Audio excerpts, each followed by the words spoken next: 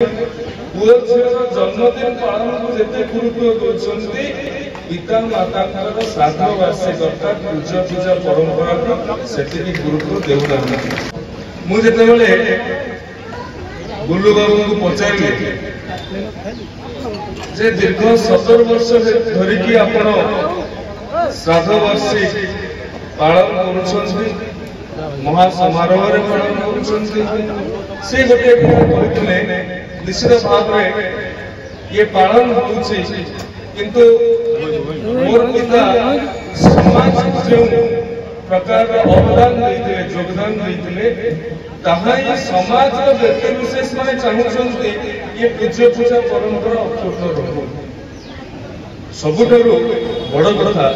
आज दिन में जो सामाजिक अवक्षय समाज जो नैतिकता नीति परिवर्तन आसी लोक मैंने व्यक्ति विशेष मैंने पुओ झीर जन्मदिन पालन को जेते गुरुत्व दौरान पिता माता श्राद्ध वार्षिक अर्थात पूजा पूजा परंपरा को सेतिकी गुरुत्व देउना किंतु ए परिप्रेक्षी जेते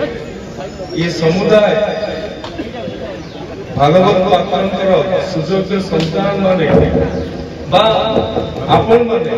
ये जो दीर्घ 17 वर्ष धरिकी पूज्य पूजार परंपरा को अब्याहत रखिछन्ति मु कहिबी ये केवल ए अंचल नुहे केवल बारंग अंचल नुहे ये समुदाय समाज को गोटे नुआ उदाहरण सृष्टि करुछे नुआ दृष्टांत सृष्टि करुछे जे पूज्य पूजा परंपरा पूज्य पूजा प्रति सम्मान जो मानक पाई आज हम बसिछन्ति जो कथा कहबार क्षमता पाई सुजोग पाई कथा कहबार अक्षर शिखी से समाज भूली जदि समाज पार्श्वी देव तेज ये समाज भविष्य भी ठीक हेबना यही अवसर में मोर श्रद्धांजलि मोर पुष्पांजलि स्वर्गत आत्मा को प्रदान करुछे भाव ये परंपरा चली आसी सबुदिन अभ्यास रहू आज दिन में एतिकी प्रार्थना प्रभु निकट में जो भी खाते भलरे खाते एटा उर्वर माटी ए माटीर इतिहास अच्छी ये चोड़गंगदेव ठू आरंभ करके स्वाधीनता पूर्वर भारतर प्रथम स्वाधीनता आंदोलन पाइक विद्रोह रे बलिदान देइथिबा बक्सी जगबंधु जय राजगुर पिंडिकी बाहु बलंद्र ठू आरंभ करके अंचल स्वाधीनता पूर्वर जन्म नहीं अंचल जड़े समाजसेवी स्वाधीन चेतार